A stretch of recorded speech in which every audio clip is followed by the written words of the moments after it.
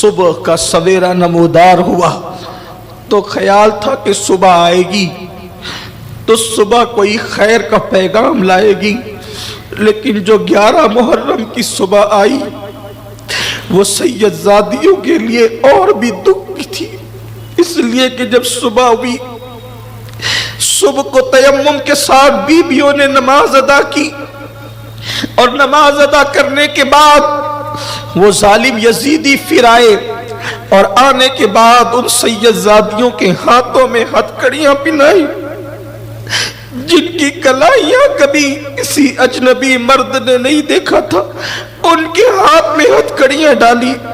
امام زین العابدین کئی دن کے بیمار تھے، ان کے ہاتھ میں ہتھکڑیاں، ان کے پیروں میں بیڑیاں، خاردار توق ان کے گلے میں ڈالا، اور پھر ایک ایک رسی سے اور ایک ایک زنجیر سے کئی کئی لوگوں کو باندھا، چھوٹے کے ساتھ بڑے کو، بڑے کے ساتھ چھوٹے کو۔ بس وجہ یہ تھی کہ چھوٹے اور بڑے جب ساتھ میں بندھیں گے تو ہوگا یہ کہ بچے جھکیں گے، بچوں کے لیے بڑوں کو جھکنا پڑے گا، اور جب بڑے اٹھیں گے تو بچوں کو جو وہ ان کے گلے میں تکلیف ہوگی، ان کے ہاتھوں میں تکلیف ہوگی۔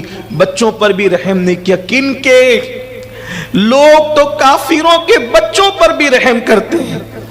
آج ٹرین بسوں میں سفر میں کافر کا بچہ روتا ہے، لوگ اس کو بھی چپ کرانے کے لیے کوششیں کرتے ہیں، لیکن یہ نبی کے شہزادے تھے، نبی کی شہزادیاں تھیں، ان کے بچوں کے ساتھ یہ سلوک کیا گیا، یہ حال کیا گیا، کیفیت کی گئی۔ اور امام زین العابدین کے ہاتھ میں اونٹنیوں کی نکیل دے دی گئی کہ یہ لے کر کے چلو، اتنے دن کی بیماری اٹھا نہیں جاتا تو اذیت دی جاتی ہے، کچوکے لگائے جاتے ہیں۔ سیدہ پاک بی بی سیدہ زینب جہاں کٹی پھٹی لاشیں پڑی تھی وہاں آئی، اور آنے کے بعد جب بیٹوں کے، بھتیجوں کے، بھانجوں کے، بھائیوں کے کٹے پھٹے لاشیں دیکھے، بے گورو کفن پڑے ہوئے، تو مدینے کی طرف رک کر کے کہا، نانا جان اللہ آپ پر درود و سلام کی بارش نازل کرے، نانا جس حسین کی پیشانی چومتے تھے ذرا اس کو بھی آ کر دیکھیں، جسے کندھے پہ بٹھاتے تھے ذرا اس کو بھی آ کر دیکھیں، آپ کا حسین بے گورو کفن پڑا ہوا ہے، جس کے لیے جنت سے جوڑے آتے تھے آج وہ بغیر کفن کے پڑا ہوا ہے۔ نانا جان اللہ آپ پر درود ہیں، لیکن شکایت نہیں، شکوہ نہیں، ماتم نہیں، چہرے کا نوچنا نہیں، صبر کا حال دیکھیں۔ امام پاک کی بہن سیدہ زینب پاک بہت روئی، اور آپ نے جب یہ باتیں کہیں اپنے بیگانے سب رو پڑے، اور جب چلنے لگی تو امام عالی مقام کے جسد اقدس سے چمٹنے کی کوشش کی، لیکن ظالموں نے کہا انہیں لے چلو، اور پھر 11 محرم کی صبح کو اہل بیت پاک کی وہ مقدس شہزادیاں اور یتیم بچے کوفہ کے سمت روانہ کر دیے گئے۔ عمر بن سعد ظالم نے جو اس کے مقتولین تھے ان کی جنازہ پڑھی، ان کو دفن کیا عزت کے ساتھ، اور مولا حسین اور ان کے اعوان و انصار کو یوں ہی چھوڑ دیا، یہ کہہ کر کہ انہیں گدھ کھائیں گے، انہیں درندے کھائیں گے، جنگل کے چھوڑ دیا۔ یہ قافلہ جب روانہ ہوا کوفہ کی طرف سب چلے گئے، قریب کا ایک دیہات تھا، فرات کے کنارے پر، وہاں کے لوگوں کو خبر ملی، اطلاع ملی کہ ایسا واقعہ ہوا، وہ آئے۔ چونکہ وہ لوگ سب جانتے تھے اہل بیت کو، وہ بھی مسلمان تھے، وہ سب جانتے تھے، پہچانتے تھے، مولا حسین کو بھی پہچانتے تھے، کیونکہ کوفہ میں کافی وقت گزارا تھا۔ مولا علی کے دور خلافت میں امام حسین نے شہزادوں کو بھی جانتے تھے، جس کی پہچان ہوئی اس کی قبر انہوں نے، وہ آئے، انہوں نے نماز جنازہ پڑھی، امام پر ان کی اعوان و انصار پر نماز جنازہ پڑھی، اور نماز جنازہ پڑھ کے جسے پہچانتے تھے اس کی انہوں نے قبر ویسے بنائی۔ حر کے خاندان کے لوگ، حضرت حر کے خاندان کے لوگ وہاں پر آئے تو انہوں نے اپنے علاقے میں لے جا کر جناب حر کی قبر بنائی۔ اسی طرح حضرت حبیب ابن مظاہر صحابی رسول، ان کی شناخت ہوئی تو ان کی قبر الگ بنی، باقی کے سارے شہداء کو ایک ساتھ انہوں نے ایک جگہ پہ دفن کر دیا۔ اور امام علی مقام کی پہچان ہوئی، اسی طرح مولا علی اکبر کی پہچان ہوئی، اور امام علی اصغر چونکہ ننھے سے تھے ان کی پہچان ہوئی، تو انہوں نے اس طرح دفن کیا کہ امام علی اصغر کو امام حسین کے سینے پہ رکھا۔ یہ تصور کریں، ایک ہی قبر ہے اور اس میں تدفین کا ان کا طریقہ یہ تھا کہ علی اصغر کو سینے پہ رکھا اور پائتی میں امام علی اکبر کو رکھا۔ اس طریقے سے ایک ہی قبر وہ جڑ جاتی ہے تینوں کی۔ ہو سکتا انہوں نے الگ دفن کیا ہو امام علی اکبر کو، لیکن امام علی اصغر کو سینے پہ رکھا، اور اب وہ ایک ہی ہو گئی یہ تینوں کی قبر۔ جہاں ہم امام علی مقام کے روضے پر حاضری دیتے ہیں، تھوڑی چوڑی سی قبر ہے، جب وہاں پہنچتے ہیں تو اندازہ ہوتا ہے حسین آج بھی اکیلا نہیں سویا، حسین آج بھی سینے پر علی اصغر کو اور پائتی میں علی اکبر کو لے کر آرام فرما رہے ہیں۔ جب وہاں جاتے ہیں، اللہ وہ دین آپ سب کو، ہم سب کو بار بار نصیب کرے کہ آپ دیکھیں امام کا روضہ، جس نے دین کے لیے سب لٹایا۔ دیکھیں، پتہ چلے گا لوگ تو مرنے کے بعد اپنی اولاد کو گود سے محروم کر دیتے، یا گود سے اولاد محروم ہو جاتی ہے، لیکن حسین نے شہادت کے بعد ابھی بھی بیٹے کو گود میں اٹھا رکھا ہے۔ تصور کی دنیا میں دیکھیں تو ابھی بھی، اور علی اکبر کو گویا کہ ابھی بھی انگلی پکڑا رکھا ہے۔ یہ میری عقیدتیں بول رہی ہے، اللہ اکبر۔ پھر کہتے ہیں کہ وہ کٹے ہوئے سر، جب چونکہ 10 کوئی روانہ ہو گئے تھے، تو ادھر یہ ہوا کہ کوفہ پہنچتے پہنچتے کوفہ کا جو صدر دروازہ تھا وہ بند ہو گیا تھا۔ تو یوں ہوا کہ سروں کو جو ہے لے کر کے وہ بدبخت لوگ، اب وہ نہیں چاہتے تھے کہ رات کی تاریکی میں وہ لے کر کے جائیں، تو انہوں نے یہ کیا کہ ان سروں کو انہوں نے اپنے گھروں میں رکھ لیا کہ ہم دارالعمارت میں ایسے نہیں لے جائیں گے، جب دن نکلے گا تب لے جائیں گے۔ تو یہ ہوا کہ خولی بدبخت پلید، اس کے پاس امام حسین کا سر تھا، اس کی بیوی کا نام نوار تھا، وہ نوار نام کی عورت اہل بیت کی محب تھی۔ یہ رات کو پوچھا 3 دن سے کہاں تھا، کئی دن سے غائب تھا، تو اس نے کہا کہ میں کربلا میں تھا اور تیرے لیے بہت بڑا تحفہ لایا ہوں۔ کہا کیا تحفہ ہے؟ کہا حسین ابن علی کا سر ہے۔ کہا استغفر اللہ، لوگ زیورات لاتے ہیں اور تو حسین ابن علی نواسے رسول کا سر لایا ہے۔ بدبخت، اگر رات کا وقت نہ ہوتا میں ابھی تیرے گھر سے چلی جاتی۔ جو نواسے رسول کا احترام نہ کرے میں اس کے ساتھ زندگی نہیں گزار سکتی۔ یزید کے حامیوں کی تھوڑی سی توجہ چاہتا ہوں، خدا کے لیے فرقہ واریت چھوڑو، تعصب چھوڑو۔ دیکھو 1400 سال کے بعد تم کہاں یزید کی حمایت کرنے لگے؟ یزیدیوں کی حمایت تو ان کی عورتوں نے بھی نہیں کیا، ان کے گھر اجڑ گئے، بیویاں گھر سے چلی گئی، اور پھر اس نے کہا اگر رات نہ ہوتی تو میں چلی جاتی، مجھ پہ حرام ہے کہ اب میں تیرے بستر پر آؤں۔ اور اس کے بعد اس بی بی نے یہ کیا کہ امام علی مقام کا سر اس نے خولی نے جہاں رکھا تھا وہ وہاں گئی۔ وہ بی بی بیان کرتی ہے کہ نوار نام کی بیوی وہ بیان کرتی ہے کہ میں رات کو اس سر انور کے پاس کھڑی رہی اور درود شریف پڑھتی رہی، تو میں نے کیا دیکھا کہ سر سے لے کر آسمان تک انوار ہی انوار تھے۔ اور وہاں پر پھر وہ بیان کرتی، امام ابو اسحاق اسفرائینی لکھتے ہیں کہ وہ کہتی ہے کہ میں نے دیکھا کہ میرے گھر میں چند بیویاں آئی اور ان سروں کی اس سر کی پیشانی کو بوسہ دینے لگی۔ میں نے پوچھا، اور رو رہی تھی، میں نے پوچھا بیویوں تم کون ہو؟ تو انہوں نے، ایک بیوی نے کہا کہ میں ہاجرہ ہوں، ایک نے کہا میں حوا ہوں، ایک نے کہا میں فاطمہ بنت محمد ہوں، اور وہ سب رو رہی تھی۔ اللہ اکبر۔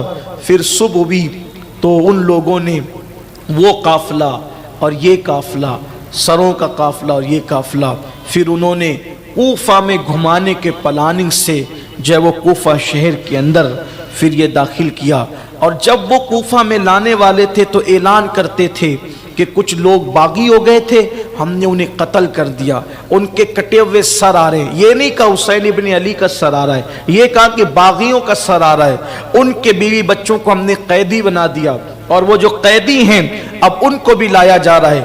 تو کوفہ والے اپنی چھتوں پر چڑھ گئے، لوگ انتظار کرنے لگے، اور لوگوں کا ایک مجمع لگ گیا بازار کوفہ میں۔ اب گویا کہ تماشائی بن کر لوگ کھڑے ہیں، کن باغیوں کا سر آ رہا ہے، کن قیدیوں کو لایا جا رہا ہے۔ لوگ چھتوں پر چڑھ گئے، انتظار کرنے لگے۔ جب سر نیزوں پر بلند ہوئے اور نیزوں پر سر چڑھائے گئے تو اللہ اکبر، جب یہ قافلہ چلا تو لوگ دیکھ رہے تھے، کچھ پہچاننے والوں نے پہچانا، کچھ لوگوں نے نہیں پہچانا۔ جو لوگ پہچان گئے وہ رونے لگے، ماتم کرنے لگے۔ سیدہ زینب نے کہا، کوفہ والو تم نے میرے بھائی کو خطوط لکھ کر کے بلایا، کوفہ والو تم نے میرے بھائی سے جھوٹی محبت کا اظہار کیا، کوفہ والو تم نے مہمان بنا کر بلایا، تمہاری میزبانی قیامت تک یاد کی جائے گی۔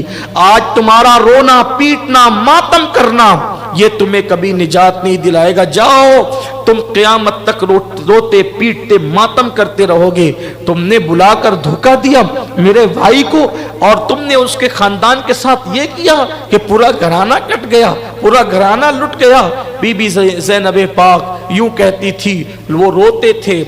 ایسے میں ایک گھر کے قریب سے گزرے، تو چونکہ یہ اونٹوں کی ننگی پیٹ پر بیٹھے ہوئے تھے، عورتیں چھتوں پر تھی تو اونٹ کی پیٹ اور چھت کی برابر ہو جاتے تھے۔ تو ایک عورت نے جب یہ قافلہ دیکھا اور قافلہ دیکھ کر کے کہا کہ کچھ صدقے کی روٹیاں ہیں، تو وہ روٹیاں اس طرف پھینکا۔ بچے بھوکے تھے، شہزادگان بھوکے تھے۔ میں پھر کہتا ہوں تقریر کی رو میں بار بار بچے کہہ دیتا ہوں یا کہہ رہا ہوں، اللہ کی بارگاہ میں معافی کا طلبگار ہوں، کوئی گناہ کی بات نہیں ہے، لیکن ہمارا عشق اجازت نہیں دیتا۔ شہزادگان شہزادیاں بھوکے تھے، جب وہ صدقے کی روٹیاں کھجور پانی پھینکتے تو اس وقت سیدہ سکینہ نے کہا، پھپھی امی کئی دن کی بھوک ہے، کیا اس وقت ہم کھا سکتے ہیں؟ کہا نہیں بیٹا، آل محمد پہ صدقہ حرام ہے، ہم صدقہ نہیں کھاتے۔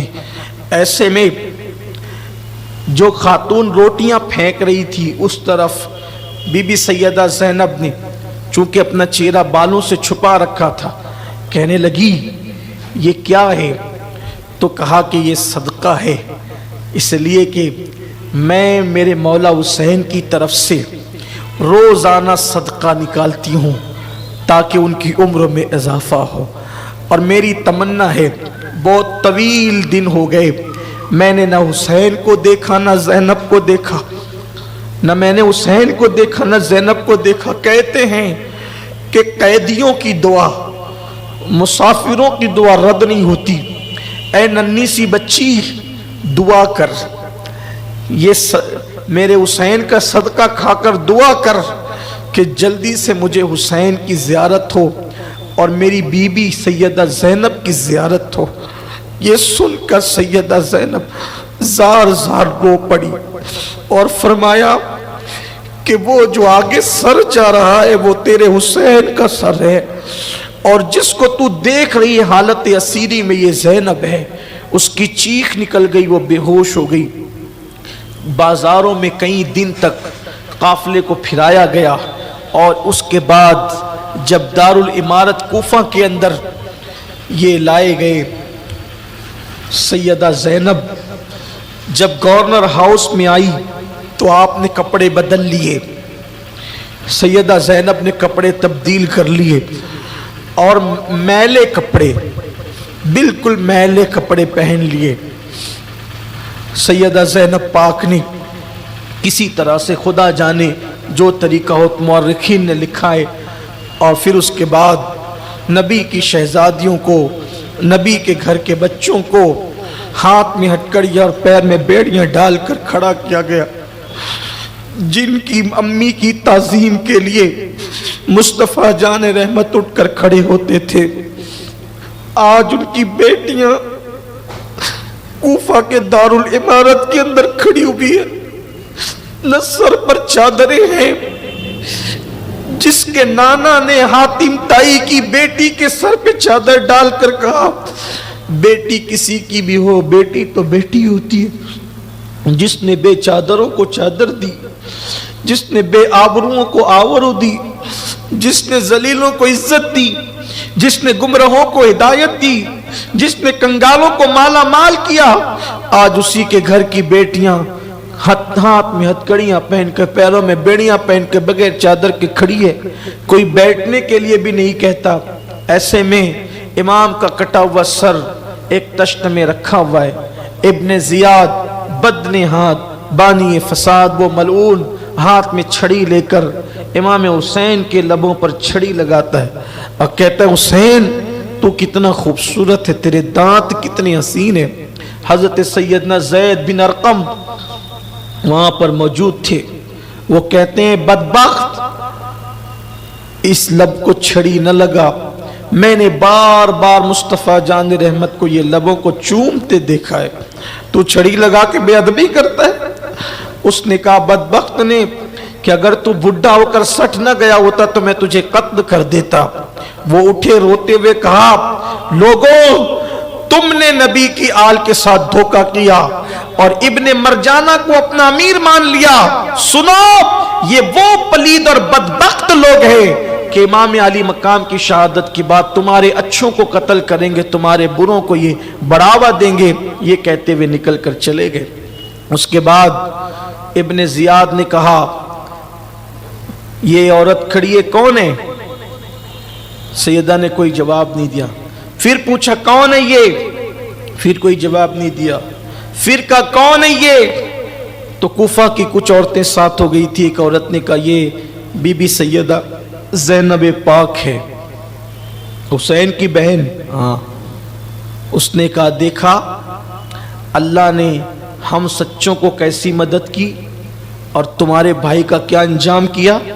سیدہ نے فرمایا، سیدہ زینب نے، اللہ نے اس کی شہادت لکھی تھی میرے بھائی کی جو پوری ہوئی، اور اللہ کی مدد میرے بھائی کے ساتھ ہے، تمہارے ساتھ نہیں۔ تو فاسق، تیرا باپ فاسق اور تیرا امیر یزید فاسق، میرے بھائی تو سچائی اور صداقت پر تھا۔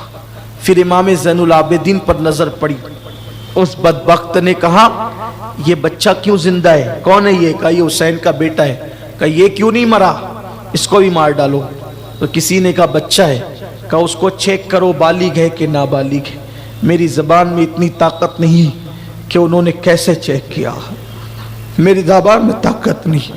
جن کے گھر میں اجازت کے بغیر جبریل نہیں آتے تھے، اگر پڑھنا ہے تو آئینے قیامت میں پڑھو کہ کیسی قیامت ڈھائی ان ظالموں نے۔ امام زین العابدین کی جوانی چیک کرنے کی بات کی گئی، اور پھر کسی نے بتایا بدبخت نے کہ یہ جوان ہے، اور پھر امام زین العابدین کو قتل کرنے کی جب بات ہوئی تو سیدہ لپٹ گئی، کہا کہ میں تجھے اللہ کا واسطہ دے کر کہتی ہوں اگر اس کو قتل کرنا ہے تو اس کے ساتھ مجھے بھی قتل کر دے۔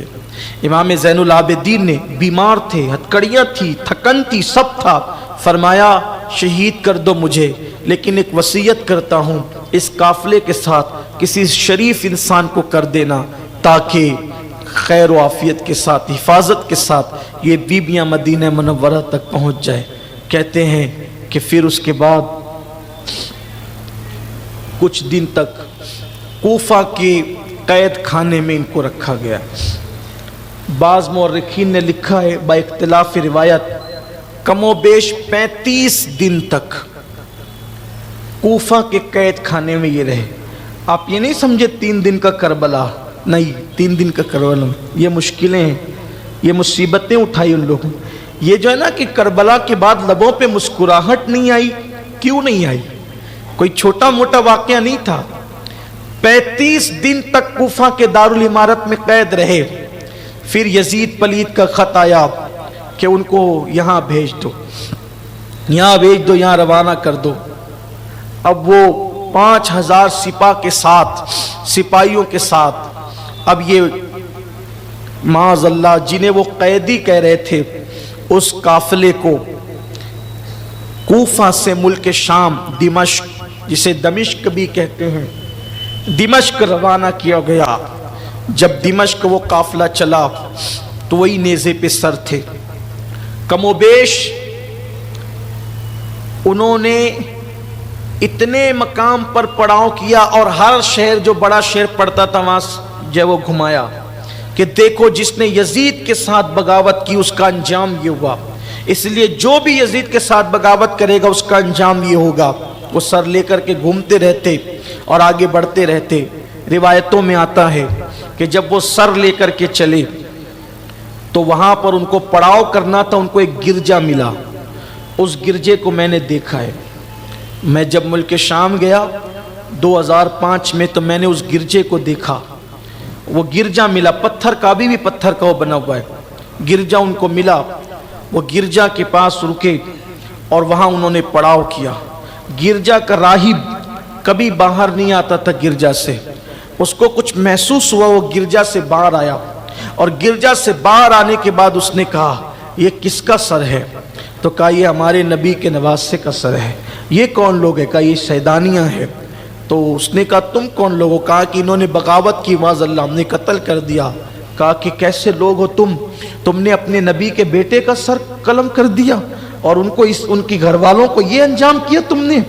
پھر اس راہب نے کہا دیکھو میری پوری زندگی کی کمائی 10,000 درہم ہے، پوری زندگی میں نے اتنا کمایا، یہ سب تمہیں دیتا ہوں، ایک رات کے لیے یہ سر مجھے دے دو، ایک رات کے لیے یہ سر مجھے دے دو اور ان سیدانیوں کی مجھے خدمت کا موقع دے دو۔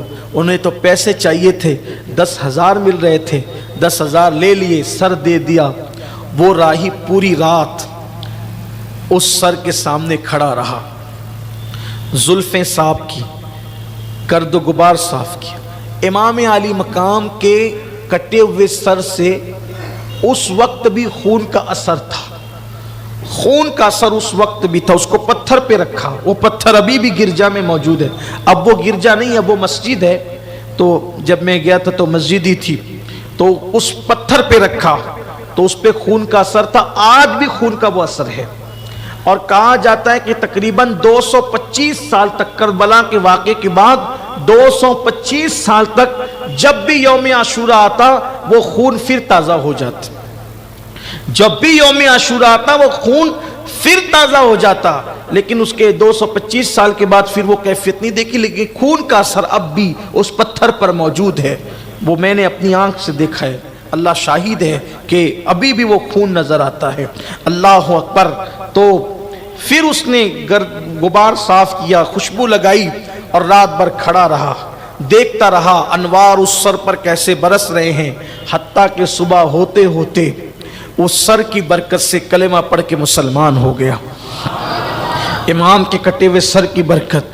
یعنی کیا اس نے خدمت کی، اس لیے کہ قدرت کو منظور نہیں کہ کوئی اہل بیت کی غلامی کر کے بھی جہنم میں جائے، اللہ نے ایمان کی دولت عطا فرما دی۔ اس کے بعد پھر وہ وہاں سے نکلے، قافلہ آگے بڑھا۔ اب اختصار کے ساتھ بات کی جاتی ہے اور اب اتنی ہمت کہاں کہ ہر بات کی جائے، اتنی حوصلہ کہاں ہر بات کی جائے، بس اب آپ کے سامنے یہ سفر کو مکمل کیا جاتا ہے کہ پھر وہ قافلہ آگے بڑھا اور دمشق سے کچھ دور کے فاصلے پر ان کو روکا گیا، اور جب روکا گیا تو ادھر یزید کو خط لکھا گیا کہ قافلہ دمشق کے قریب پہنچ چکا ہے۔ یزید نے پورا دمشق سجوایا، دمشق سجوایا گیا۔ جو لوگ یزید کے حمایتی وہ بھی لکھتے ہیں، انہیں پتا ہے کہ دمشق سجایا گیا۔ اگر یزید کو دکھ تھا شہادت کا، سجوایا کیوں؟ 700 کرسیاں منگوائی اور راستے پر لگائی تاکہ وہ تماشا دیکھیں اہل بیت کے آنے والے قافلے کا۔ ڈھول بجائے گئے، نقارے بجائے گئے کہ وہ قافلہ آ رہا ہے۔ اللہ اکبر۔ پھر یہ کیفیت ہوئی کہ جب وہ قافلہ دمشق میں داخل ہوا، یہاں پر مجھے ایک روایت یاد آتی ہے، میں پڑھنا چاہتا ہوں۔ مشہور سی روایت ہے اور اس کو بہت بیان کرنے والوں نے بھی بیان کیا ہے کہ جب دمشق کے قریب وہ قافلہ پہنچا اور اس کے مضافات میں رکا وہ قافلہ، چونکہ میں آپ کو پہلے بتا چکا ہوں، آپ 22 سال سے بار بار سنتے ہیں کہ روایات میں بڑا اختلاف ہے، الگ الگ مورخین نے الگ الگ بات بیان کی ہے۔ جب وہ دمشق کے قریب قافلہ پہنچا، کچھ منزل پر تھا دمشق شہر، رات اندھیری تھی، اندھیری رات میں دیکھا کہ ایک نقاب پوش بڑھیا، ایک برقع پوش بڑھیا وہاں کھانا پانی لے کر کے کھڑی ہے، اور کھڑی ہونے کے بعد سیدہ زینب کے پاس آتی ہے، کہتی ہے بی بی یہ کھانا ہے، یہ پانی ہے، قبول کرو، یہ قبول کر لو۔ سیدہ زینب نے کہا اے خاتون تو کون ہے، کون ہے تو، اور یہ کیوں لے کر کے آئی ہے؟ یہاں تو ہمارے ساتھ کوئی ہمدردی کرنے والا نہیں ہے، اونٹ کی ننگی پیٹھ پر ہمیں گھمایا جا رہا ہے، شہر شہر گھمایا جا رہا ہے، جنہوں نے کبھی گھر چھوڑ کے آنگن میں بھی قدم نہیں رکھا تھا بغیر عذر شرعی کے، آج ان کو شہر شہر گھمایا جا رہا ہے، یہ کون ہے تم، کیوں ہمدردی کر رہی ہو؟ اس نے کہا بی بی اندھیرا تھا، بات اتنی ہے، سیدہ پاک نے اپنے بالوں سے چہرہ چھپا رکھا تھا، بات اتنی ہے کہ میں سیدہ فاطمۃ الزہرا کی کنیز ہوں، میں کنیز ہوں ان کی، اور میرا نام فضہ ہے، میرا نام فضہ ہے۔ بس بات اتنی ہے کہ جس وقت سیدہ فاطمہ دنیا سے جا رہی تھی تو انہوں نے مجھے وصیت کی تھی فضہ سن 60 ہجری کے بعد ایک قافلہ آئے گا دمشق، 60 ہجری کے بعد ایک قافلہ آئے گا دمشق میں، ان کی خدمت کرنا، ان کو کھلانا پلانا، خدمت کرنا، اس پر میری روح بہت خوش ہوگی۔ بی بی چونکہ فاطمہ میری شہزادی ہے، میں ان کی کنیز ہوں، لیکن میں نے زندگی کا بڑا حصہ ان کی غلامی میں گزارا، جب ان کا وصال ہو گیا پھر حالات ایسے بنے کہ میں نے مدینے میں رہنا مناسب نہیں سمجھا، تو پھر میں مدینے چھوڑ کر دمشق آ گئی ہوں، اور اب اتنی بوڑھی ہو گئی ہوں کہ میں دوبارہ مدینے جانے کی ہمت نہیں کرتی۔ اب بس ایک تمنا ہے میری، ایک تمنا ہے کہ جب میں مدینے سے نکلی تھی بی بی زہرا پاک کے وصال کے بعد، تو میری گود میں ایک بچی بی بی کی پرورش پاتی تھی، اس کا نام زینب تھا، اور وہ میری بی بی کی بڑی ہمشبی اور ہمشکل تھی۔ چونکہ بی بی نے کہا کہ اس قافلے کی خدمت کرنا، تو ہر رات سن 60 ہجری جیسی لگی، ہر رات میں کھانا پانی لے کر آتی ہوں، شام سے کھڑی ہوتی ہوں، صبح تک رہتی ہوں، قافلہ نہیں آتا چلی جاتی ہوں، پھر دوسرے دن آتی، پھر قافلہ نہیں آتا چلی جاتی ہوں۔ آج تم ملے مراد پوری ہوئی، اب یہ خدمت قبول کرو اور ایک دعا کر دو، کیونکہ میری بی بی نے تمہارے لیے خدمت کے لیے کہا تم معمولی لوگ تو نہیں ہو، تو دعا کر دو بس کہ مرنے سے پہلے ایک بار میں زینب کو دیکھ لوں اور حسین کو دیکھ لوں، کیونکہ یہ دونوں میری گود میں پلے ہیں، ایک بار دیکھنا چاہتا، دعا کر دو بی بی، بس اتنا سننا تھا۔ زینب پھوٹ پھوٹ کے رونے لگی، اور روتے روتے جب سسکیاں بلند ہونے لگی تو فضہ نے پوچھا بی بی کیا بات ہے کہ میں زینب کا ذکر کرتی ہوں اور حسین کا ذکر کرتی ہوں تو تیرے جذبات بے قابو ہو جاتے ہیں، کیا نسبت ہے تجھے زینب سے، کیا نسبت ہے تجھے حسین سے؟ تو سیدہ نے کہا وہ جو کٹا ہوا سر ہے وہی حسین کا سر ہے، اور یہ جو ہاتھ میں ہتھکڑیاں پیر میں بیڑیاں ہیں یہی زینب ہے۔ اللہ اکبر۔ پوچھا بی بی یہ حال کیسے ہوا؟ سیدہ پاک نے کچھ باتیں بتائی اور پھر فضہ ساتھ ہو گئی، سیدہ فضہ ساتھ ہو گئی۔ پھر یہ قافلہ دمشق میں صبح کے وقت داخل ہوا، اور داخل ہونے کے بعد پھر دمشق میں پھرایا گیا۔ ایک صحابی رضی اللہ تعالی عنہ وہاں پر حضرت سہیل رضی اللہ تعالی عنہ، سہیل ابن سعد تجارت کے لیے ملک شام آئے تھے مدینہ منورہ سے۔ جب دیکھا کہ دمشق سج رہا ہے، ڈھول بج رہے ہیں، اعلان ہو رہے ہیں، تو پوچھا یہ خوشی کا موقع کیا ہے یہاں؟ تو بتایا گیا کہ حسین کو قتل کر دیا گیا، کٹے ہوئے سر اور ان کے اہل بیت کا قافلہ آ رہا ہے۔ تو آپ نے پوچھا کہ کس دروازے سے وہ داخل ہوں گے؟ تو کہا کہ بابو سعد سے وہ داخل ہوں گے۔ تو آپ نے کوشش کر کے وہاں پر جگہ بنائی، اور اس کے بعد جب کٹے ہوئے سروں کو دیکھا اور بیویوں کو قیدی کی حالت میں دیکھا، رو پڑے، برداشت نہ کر سکے، ہمت نہیں تھی کہ جا کر کے کچھ بات کرتے۔ سب سے چھوٹی عمر سیدہ سکینہ کی تھی۔ سکینہ کے پاس جا کے بی بی کوئی مدد کر سکتا ہوں؟ تو حضرت سہیل سے انہوں نے کہا کہ آپ کون ہیں؟ یہاں تو ہمارا کوئی ہمدردی نہیں، آپ کے نبی کا صحابی ہوں، آپ کے نانا کا صحابی ہوں، اہل بیت کا محب ہوں، کچھ خدمت کرنا چاہتا ہوں۔ کہ اگر کچھ کرنا چاہتے ہیں تو ایک کام کریں، ان سروں کو آگے کروا دیں، کیونکہ جب لوگ سر دیکھتے ہیں تو ہمیں بھی دیکھتے ہیں۔ سر آگے ہو جائیں گے تو لوگ سر دیکھنے میں مصروف رہیں گے تو ہمیں نہیں دیکھیں گے، ہم سے توجہ ہٹ جائے گی۔ پھر اس کے بعد اب ذرا دل تھام کر بس اتنی بات سن کر احساس کریں، بس ایک پیغام، نمازوں کو چھوڑنے سے پہلے داستان کربلا یاد کرنا، داڑیاں مڈا کر گٹروں میں پھینکنے سے پہلے داستان کربلا یاد کرنا، گناہ کرنے سے پہلے، زنا کے اڈوں پہ جانے سے پہلے داستان کربلا یاد کرنا، ہاتھوں میں موبائل فون لے کر زنا کے مناظر دیکھنے سے پہلے داستان کربلا یاد کرنا، حرام کھانے سے پہلے داستان کربلا یاد کرنا کہ کس قدر دین کو بچانے کے لیے، اقدار اسلام کو بچانے کے لیے قربانیاں دی ہے خاندان نبوت نے۔ پھر اتنا خیال کرنا کہ ہم عاشق کہلا کر ان کے مشن کو کیسے پامال کر رہے ہیں۔